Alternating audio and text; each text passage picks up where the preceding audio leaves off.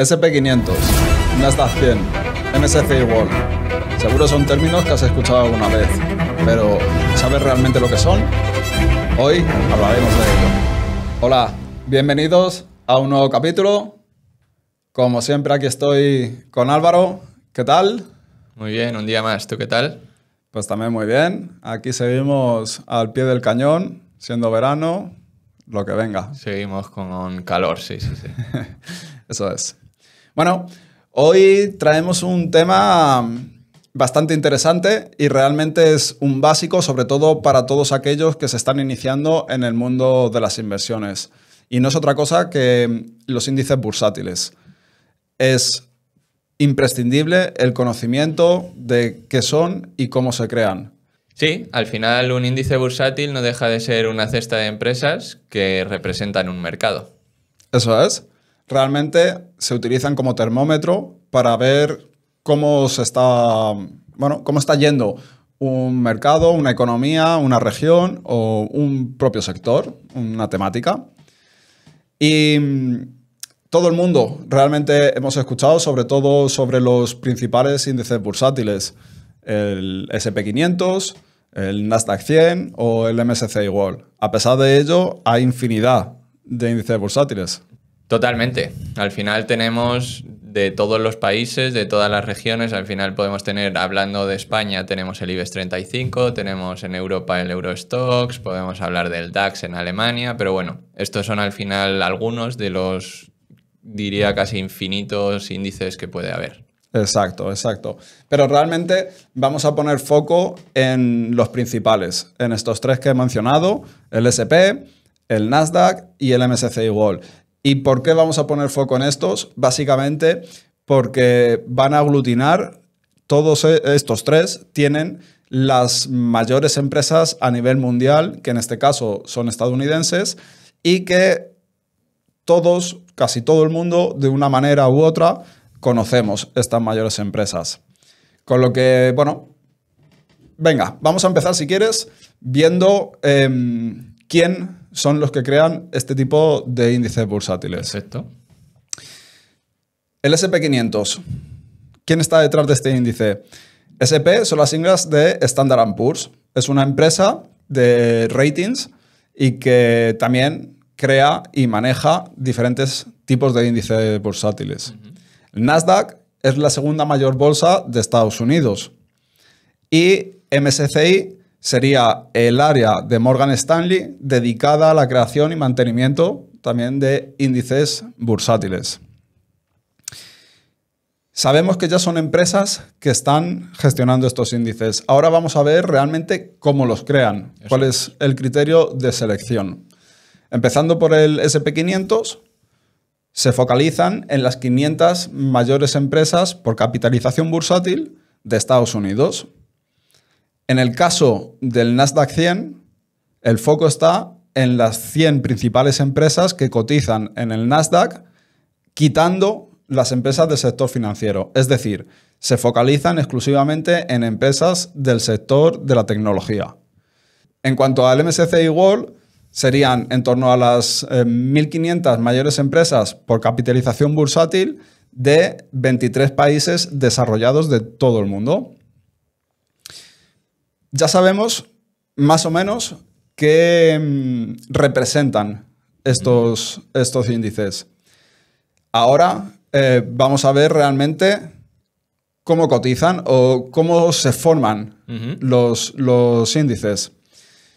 Actualmente, por ejemplo, y esto es una duda que cada vez que he tenido conversaciones ha surgido, si miras la cotización que tiene el SP500 actualmente está por encima de los 6.000 puntos. Sin embargo, la cotización que tiene actual el Nasdaq 100 está por encima de los 22.000 puntos. Y, por último, la cotización del MSCI World está en torno a los 4.000 puntos. Lo primero y curioso es fijarnos que estoy hablando de puntos. No hablo de dólares, no hablo de euros, no hablo de ninguna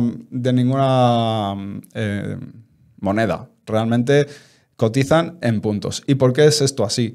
¿Y por qué quizá las 1.500 mayores empresas de todo el mundo tienen un valor inferior, entre comillas, valor, que las 100 mayores empresas tecnológicas no tiene a priori mucho sentido y quizá puede ser un poco contraintuitivo, pero tiene una explicación. Y la explicación es cómo se forman estos índices. Para ello, las empresas que están detrás de los índices eligen un punto de partida arbitrario. Ellos deciden desde dónde quieren partir. Digamos, por ejemplo, que para crear el SP500, la primera vez que lo crearon, dijeron, nuestro punto de partida son los 1.000 puntos. Vale, perfecto. Entonces, la primera cotización es a partir de 1.000.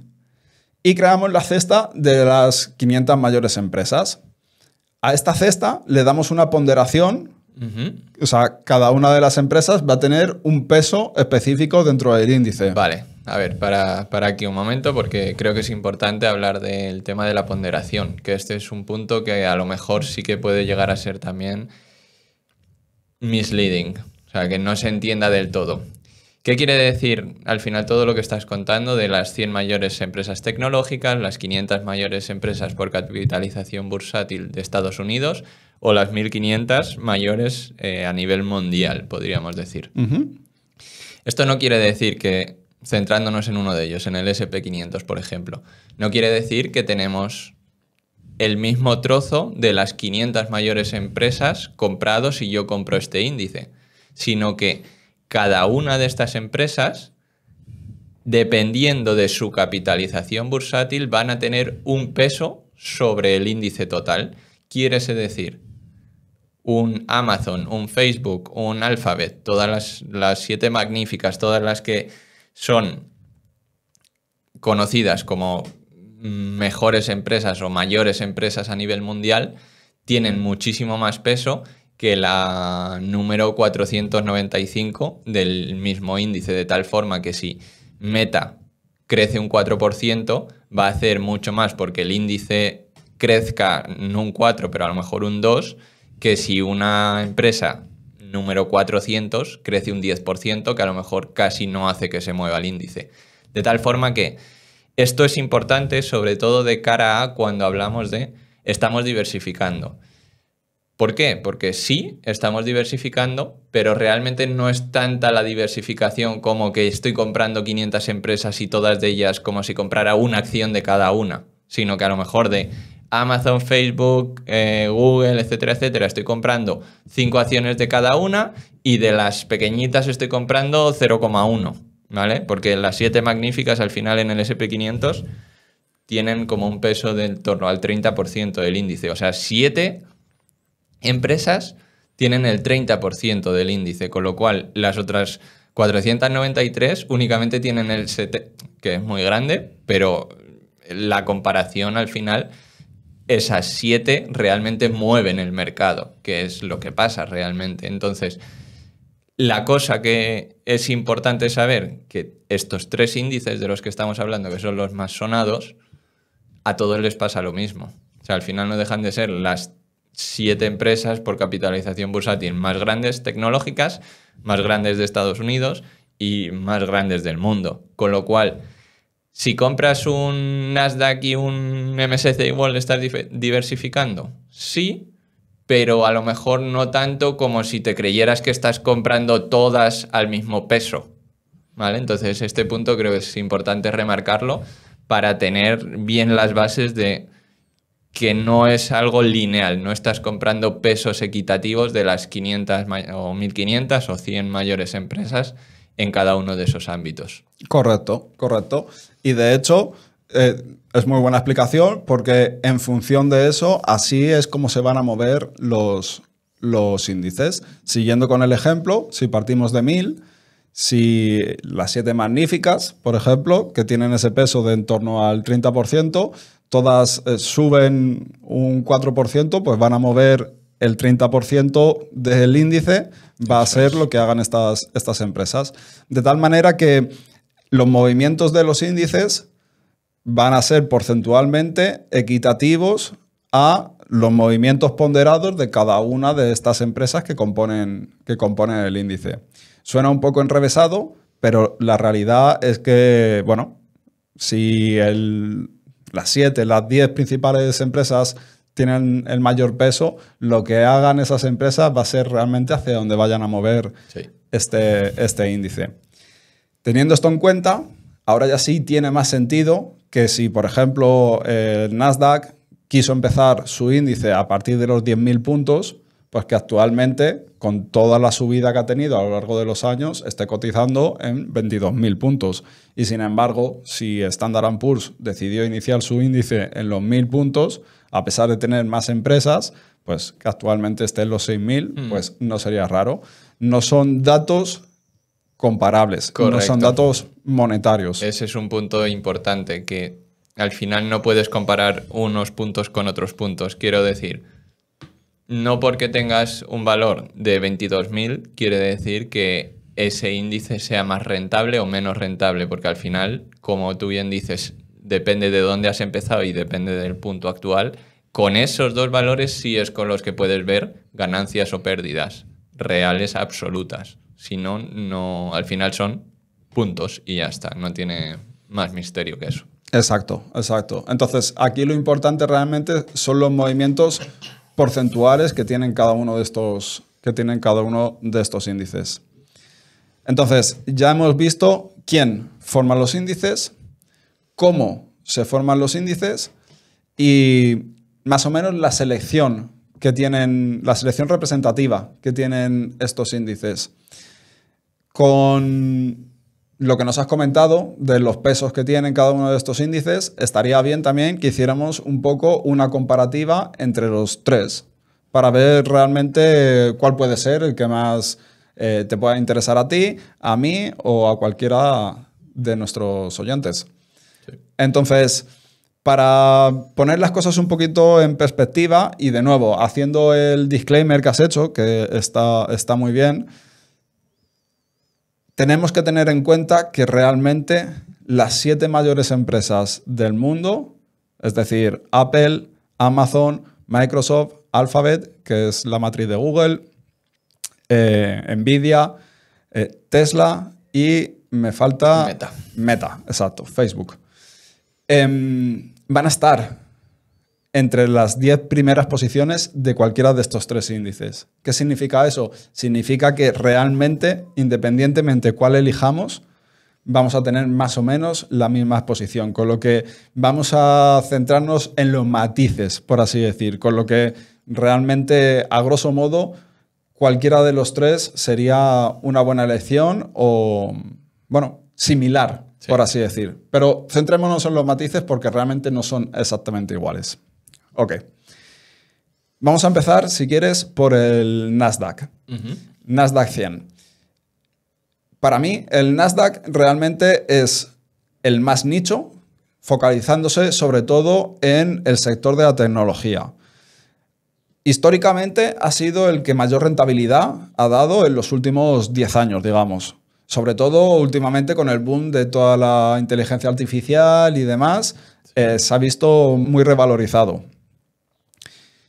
¿Qué pasa? Que esto también tiene un coste. Cada vez que ha habido algún tipo de problema, cualquier tipo de noticia, ahora últimamente con el tema de los aranceles, es el índice que mayor volatilidad tiene. ¿Qué significa esto?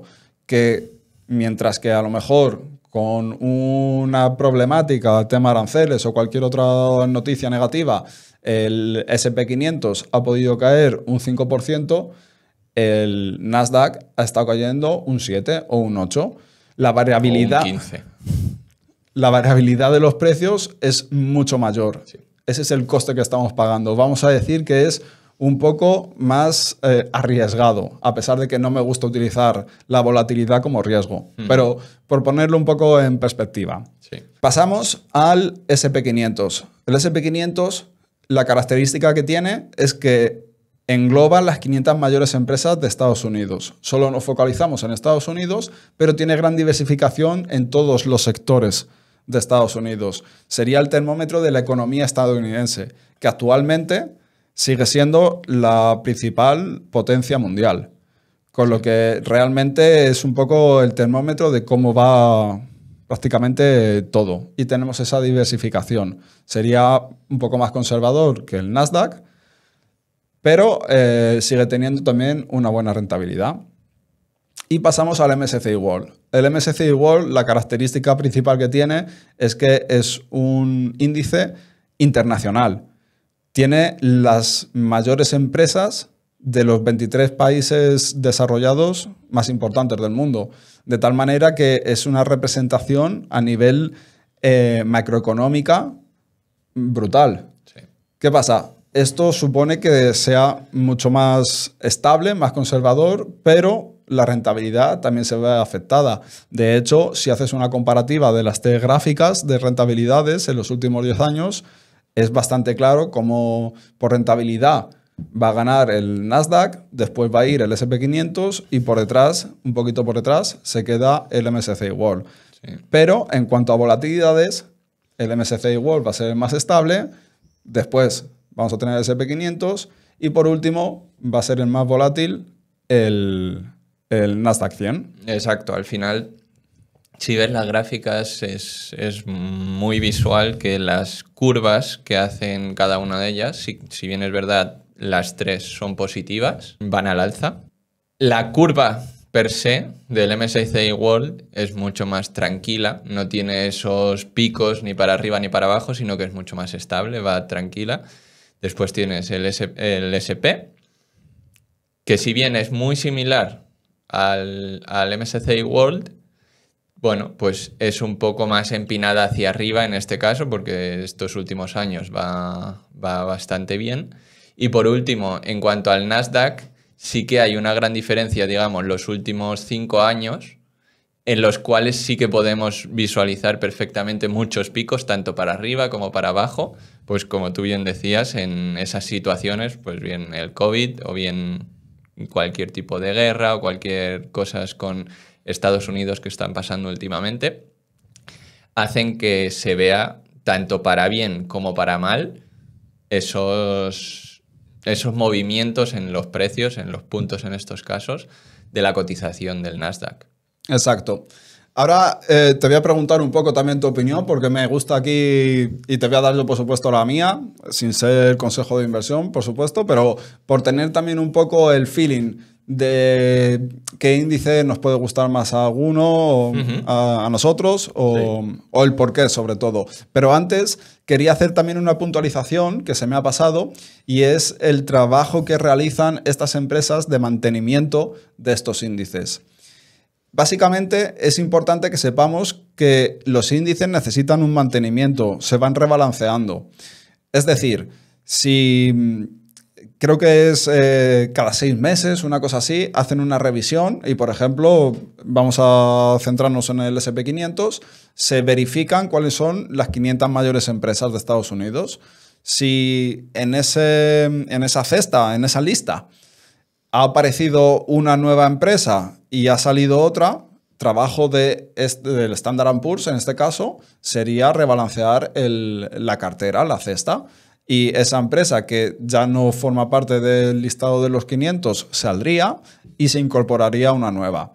Esto es interesante e importante saberlo porque muchas veces la gente, cuando piensa en utilizar la inversión indexada, se piensa que van a tener que ser ellos mismos los que gestionan ese tipo de rebalanceos, saber quién entra, quién sale y tal, y todo lo contrario. Realmente esta es la parte de trabajo que hacen estas empresas que nos permiten realmente siempre estar invertidos en las 500 mayores empresas, en las 100 principales empresas tecnológicas o en las 1.500 mayores empresas a nivel mundial.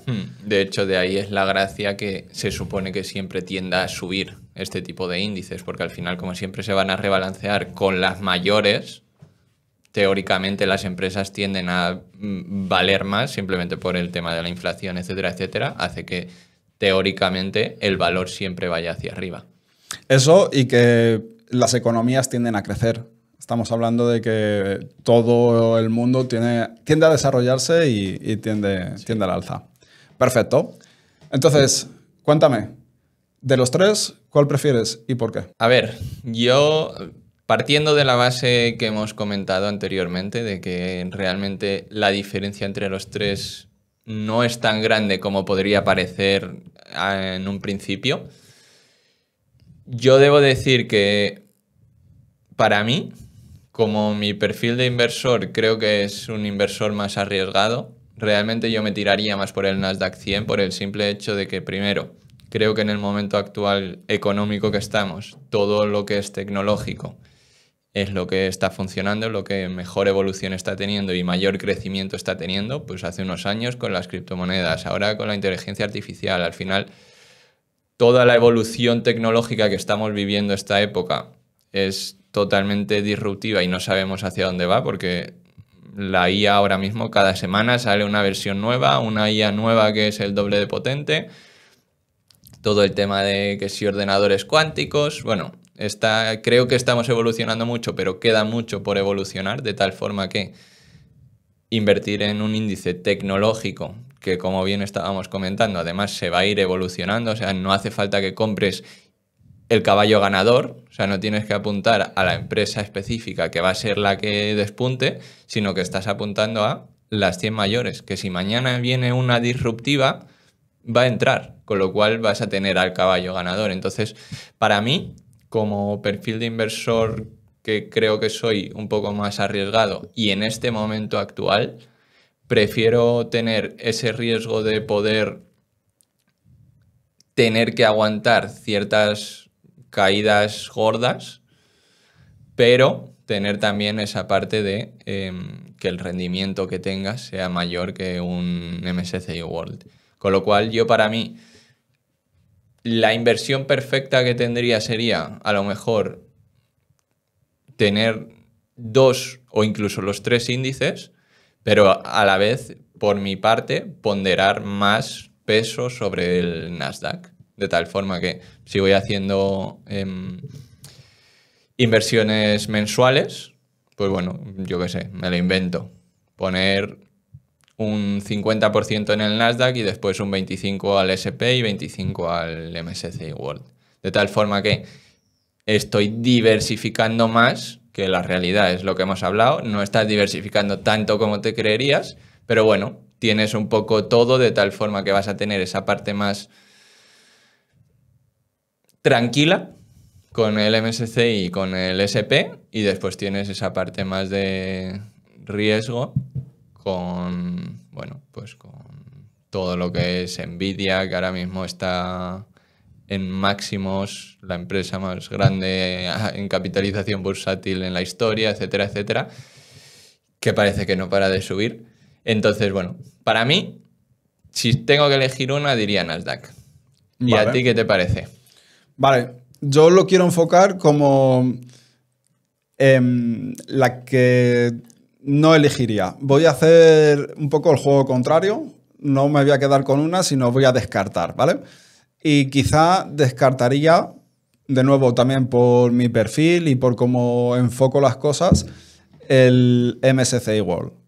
Y te lo justifico. No significa que sea malo, es más, está muy bien y para un perfil conservador creo que sería la mejor opción. Para mí, lo descartaría por un simple hecho. Y es, estamos invirtiendo en 23 países diferentes, ¿vale? Son 23 economías distintas. Me cuesta mucho tener un conocimiento suficientemente profundo de una sola economía como para encima controlar qué es lo que está pasando en 23 diferentes.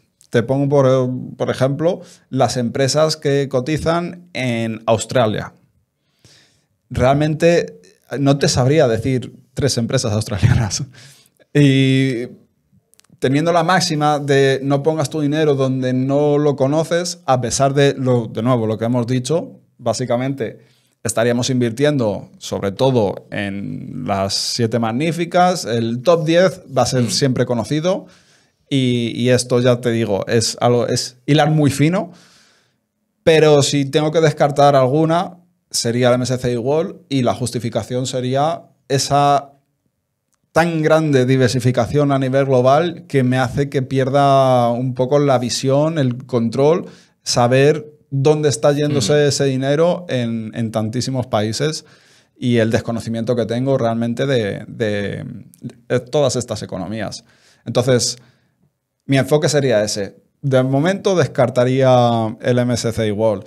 Y yo, por ejemplo, lo de... es plausible y te lo compro, el hecho de, bueno, poder poner un poquito en cada uno de los índices.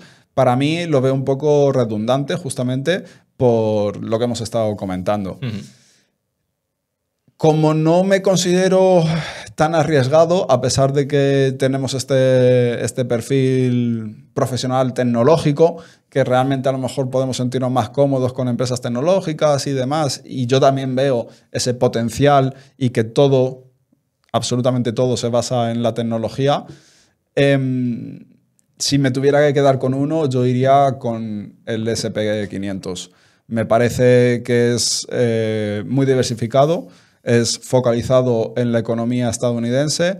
No me sería excesivamente complejo, por supuesto, de tener control de 500 empresas, está totalmente fuera de mi capacidad, pero no me sería excesivamente complejo irme y ver qué empresa es la 400 y bueno, cuáles son sus estados financieros o tener algún tipo de información sobre esta empresa. Me siento bastante cómodo con la economía estadounidense, al final es donde estamos mirando todas nuestras inversiones, o por lo menos el core de nuestra cartera de inversión, con lo que para mí, si me tengo que quedar con uno, sería S&P 500. Esta sería un poco mi opinión. Bueno, tiene sentido. Al final realmente compartimos mucho los pensamientos y es eso, no dejan de ser esos pequeños detalles pues los que te decides por tomar una decisión u otra, pero realmente no, en este caso no creo que haya ni una buena ni una mala decisión, sino simplemente con lo que te sientas más cómodo. Y realmente pensándolo un poco fuera del contexto que tenemos nosotros, que tenemos una participación más activa en cuanto a la inversión, creo también que para un usuario que quiera tener un tipo de inversión aburrida, que puede ser el mejor tipo de inversión que tengas, la más rentable, sinceramente sí creo que, al contrario de todo lo que he dicho, el MSCI World pueda ser una de las mejores opciones. ¿Por qué? Porque justamente si quieres tener una inversión que es invierte y olvídate de ello, esta va a ser la más estable. Si bien a lo mejor no ganas lo mismo que en el Nasdaq, pero te va a quitar dolores de cabeza, te va a quitar muchas pérdidas grandes pues, por crisis, por cualquier tipo de cosa que pueda pasar en un país en concreto, con lo cual va a ser todo mucho más estable. Y a su vez no te estás quitando toda la exposición de lo que estamos hablando, que tienes a las mayores empresas de Estados Unidos, etcétera, etcétera. Con lo cual todo depende un poco de el tipo de inversión, el tipo de perfil y bueno, lo que esperes de cada inversión. Eso es. Por hacer así un poco un resumen rápido, digamos que el Nasdaq sería un enfoque tecnológico buscando mayores rentabilidades con mayor volatilidad. Poco más agresivo, digamos. Exacto. El S&P 500 va a ser un enfoque muy diversificado por sectores, un poquito más conservador. Y nos quedamos con el MSCI World como el más cauteloso de todos, con una diversificación totalmente global. Esa sería un poco, a grandes rasgos, la definición que dejaríamos ahí. Y por último, para cerrar, lo más importante es, ya hemos hablado de cómo se crean, qué es lo que son, cómo cotizan estos índices. Si sabemos que cotizan en puntos, sabemos que no se pueden comprar realmente, no se pueden intercambiar por euros, por dólares, etc. ¿Cómo podemos invertir en estos índices? Vale, pues aquí vamos a tener dos formas. De esto hablamos ya en el capítulo pasado, en el cual hablábamos un poco de las diferencias entre fondos y ETFs. Y justamente estos van a ser los vehículos mediante los cuales vamos a poder llegar a invertir en estos índices. Realmente no vamos a invertir en el índice como tal, sino que vamos a invertir en un fondo que replica estos índices, de tal forma que va a ser ese fondo el que nos dé la oportunidad de poder comprar algo que sea exactamente, entre comillas exactamente, habrá pequeñas variaciones, pero entendamos exactamente lo mismo que si compraras el índice, con las mismas ponderaciones, etcétera, etcétera. Entonces, con estas dos opciones, por un poco recapitular qué diferencias hay entre fondos y ETFs, básicamente la diferencia genérica es, por un lado, los ETFs van a ser los fondos cotizados en bolsa. ¿Qué quiere decir esto? Que vamos a poder ir cuando abre la bolsa, en esa bolsa que cotiza el ETF y poder comprarlo durante el horario. Va a tener un valor siempre que va modificándose y vamos a poder comprarlo, igual que si compramos una acción. Por el contrario, el fondo de inversión únicamente podremos entrar a un valor que se va a ir actualizando a final de cada día y pues no va a tener esa fluctuación en real time, ¿vale? Al momento que vaya cambiando, pues en función del valor. Bien, la otra diferencia que también hablamos de ella es tema fiscal a largo plazo. Por la parte de los fondos de inversión se pueden transicionar entre diferentes fondos sin pasar por Hacienda, porque no realizamos esas pérdidas o ganancias. Sin embargo, por la parte de ETFs, en el momento que nosotros vendemos, al igual que las acciones, ya vas a realizar tanto pérdidas como ganancias, lo cual quiere decir que en la campaña del año siguiente de Hacienda vamos a tener que imputar estas ganancias o pérdidas que hayamos tenido. Perfecto. Pues yo creo que ha quedado bastante claro. No sé si vosotros opináis lo mismo. Si tenéis alguna duda, alguna pregunta o queréis que comentemos alguna otra cosa sobre índices bursátiles, por favor, dejadnos un comentario. Os estaremos leyendo y nada, podemos dejarlo por aquí. Nos vemos en el siguiente capítulo. Perfecto. Muy bien. Muchísimas gracias. Hasta luego. Chao.